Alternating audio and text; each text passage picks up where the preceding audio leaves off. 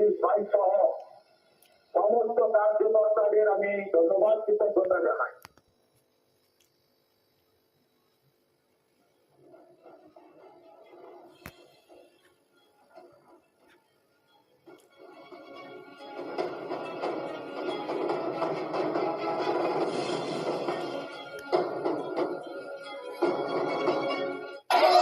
যত ভোট আসছে আতঙ্ক বাড়ছে, আতঙ্ক বাড়ছে, হাজার হাজার মানুষ এই বালির বাঁধ দিয়ে বিজেপিকে রুখতে পারবে না। এইরকম আগুন সিপিএম লাগাতো 11তে গেছে, ওরা আগুন লাগাচ্ছে। বাংলাদেশে যাহা মোল্লা ইউনূস তাহাই খালা মমতা।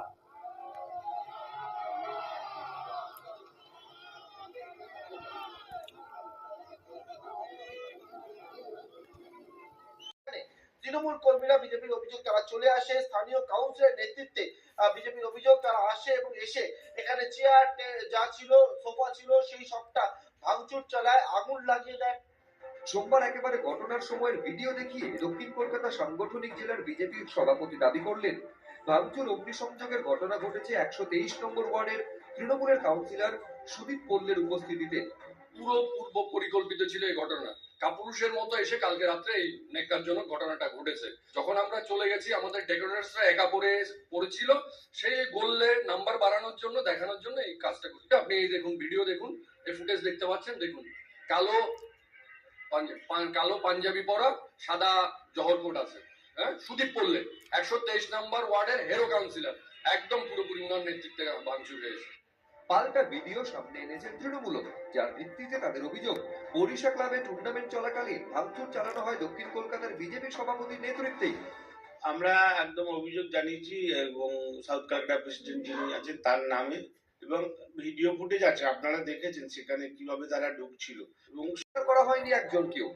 বিনাশকালে বিপরীত বুদ্ধি, ফ্রাস্ট্রেশন, তার জন্য গরিব মানুষ যে ডেকোরেটর আছে তার চেয়ার টেবিল সব ডেকোরেটরের, তো এইগুলো ভেঙেছে। কাউকে চাকরি দেওয়ার মুরত তো নেই মমতা ব্যানার্জি, কিন্তু মানুষের রোজগার খাওয়ার মুরত আছে। এটা বিচ্ছিন্ন ঘটনা নয়, পুলিশ করিয়েছে, সামনে পুলিশ, তার সঙ্গে পুলিশ শিডিউল কাস্টরা ভোট দেয় না তৃণমূল, শিডিউল কাস্টরা টার্গেট। উনি সিঙ্গুরে যাবেন তো 28 তারিখে, কৃষক দরদি মুখ্যমন্ত্রী, এই হতো কৃষক উঠে গেছে। এবার দেখুন, এটাতে না খুব ধাঁধায় পড়তে হয়। কিছু যে হচ্ছে বা কিছু হবে, কিছু ওষুধ পড়বে, সেগুলো তো আমরা বুঝতে পারছি। ওই বললেন অ্যান্টিবায়োটিক, আরো কিসব ইঞ্জেকশন সবকিছু, হ্যাঁ একটু কাটা ছেঁড়ার কথাও বলেছেন, সেটা যাই হোক, কিন্তু কোনটা কি সেটা আপনি বুঝতে পারবেন বলুন তো? আরে আসলে আপনার আমার মনের মধ্যে একটু প্রশ্ন জাগে না, যে জানতে ইচ্ছে করে না যে কি করবেন এক্স্যাক্টলি। যাই হোক, ওনারা একটুখানি ওটাকে ধোঁয়াশার মধ্যে রেখেছেন। পরবর্তী ক্ষেত্রে যখন ওষুধ পড়বে, মানে ওনারা ওষুধ দেবেন এবং সেটার আমরা প্রতিক্রিয়া দেখব, তখন বুঝবো এই ওষুধ দিয়েছিল এবং এই ওষুধের এই প্রতিক্রিয়া। তবে প্রতিক্রিয়ার আবার মানে ওষুধের প্রতিক্রিয়া যেরকম হয় তেমনি পার্শ্ব প্রতিক্রিয়াও হয় আর কি, এটাও আবার মাথায় রাখতে হবে, ফলে আমাদের কাজটা বেড়ে গেল।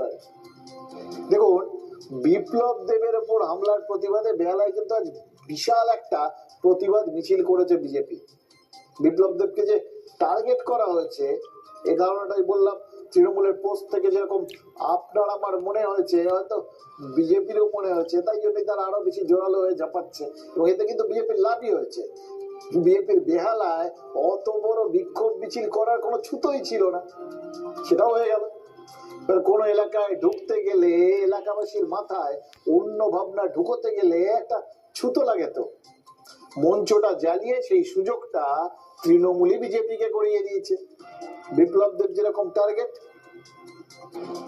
সেরকমই বিজেপির তো এটা টার্গেট যে তৃণমূল এলাকাগুলোতে ঢোকা এবং ছোট ছোট যা যা ইস্যু পাবে সেটা নিয়েই ঢোকা। সেখানে এত বড় একটা ইস্যু হাতে পেয়ে গেলে তাদের কাছে তো পড়ে পাওয়া 14 আনা। আসলে এই সমস্ত সুযোগের অপেক্ষাতেই থাকে রাজনীতি। এবার রাজনীতিকদের নিয়ে যারা নড়াচড়া করেন বা এখানে রাজনীতি নিয়ে যারা নড়াচড়া করে, সেই নির্বাচন কমিশন তারাও তো একটা টার্গেট স্থির করে নিয়েছে। আপাতত নির্বাচন কমিশনের টার্গেট আমরা যা বুঝতে পারছি, এটুকুনি বলে যদি থেমে যাই না ওই রিয়েলিটি শোয়ে ওই প্রাইজ ঘোষণা করার আগে অবধি, তাহলে আপনারা নিশ্চিত ভাবে ভেবে নেবেন কত নাম্বার দেবে, সেইটাই টার্গেট। এটা মোটামুটি 4 ছড়িয়ে দেওয়া হয়েছে। কিন্তু এক্ষেত্রে নির্বাচন কমিশনের টার্গেট আমরা বুঝতে পারছি। বসিরহাট 2 এর ভিডিও সৌমিত্র প্রতিম প্রধান, তিনি নির্বাচন কমিশনকে না জানিয়ে এমন একটা কাণ্ড করেছেন না, যে দেখে অদ্ভুত ভালো লাগছিল। কথায় কথায় ওপর মহলকে জানিয়ে এটা দাও ওটা দাও, এই যত বিএলওদের সঙ্গে কথা বলবেন দেখবেন তারা বলবেন আর পারছি না, এই জানাচ্ছি, এই ওকে জানিয়ে।